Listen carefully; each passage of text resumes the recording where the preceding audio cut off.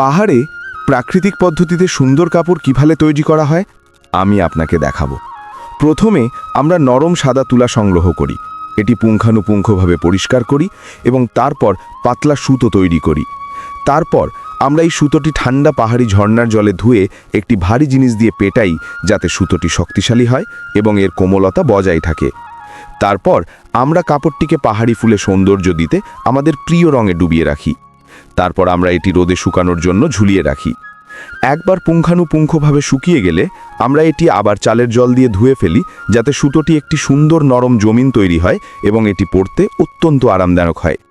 তারপর সুতোগুলিকে একটি ঐতিহ্যবাহী চরকায় ক্ষত দেওয়া হয়, যাতে একটি ঘন এবং শক্তিশালী সুতো তৈরি হয়। তারপর প্রতিটি সুতো একটি সুন্দর নরম কাপড় তৈরি করার জন্য বাঁশের তাঁতে পরিশ্রমের সাথে বোনা হয়। কাপড়টি বোনা হয়ে গেলে এটিকে শক্তিশালী করার জন্য আবার রোদে শুকানো হয়। তারপর এতে সুন্দর নকশা তৈরি করা হয়, আকারে কাটা হয় এবং একটি সুই এবং সুতো দিয়ে সেলাই করা হয় অত্যন্ত ভালোবাসা এবং ধৈর্যের সাথে।